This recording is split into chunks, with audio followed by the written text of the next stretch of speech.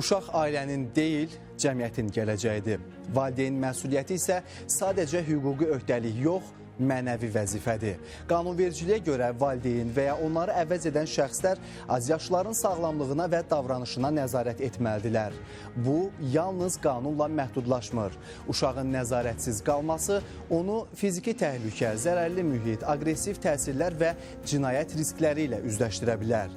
Bu isə artıq tək ailə problemi deyil, ictimai təhlükədir.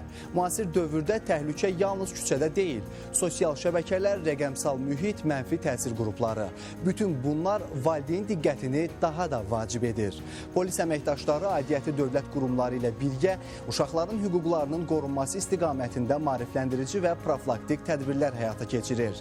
Məqsəd cəzalandırmaq deyil, qorumaqdır. İzah edici söhbətlər, tövsiyələr və preventiv yanaşma təhlükənin qarşısını əvvəlcədən almağa xidmət edir. Uşağın təhlükəsizliyi prioritetdir. Valideyn məsuliyyəti isə hüquqi norma olmaqla yanaşı vətəndaşlıq borcudur. Ona görə də övladlarınızın harda, kimlə və necə vaxt keçirdiyini bilin.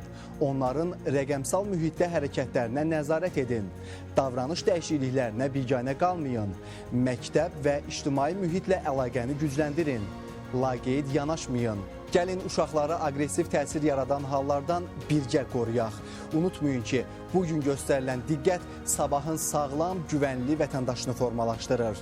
Qanunlara əməl edək, məsuliyyəti paylaşaq, gələcəyimizi birlikdə qoruyaq.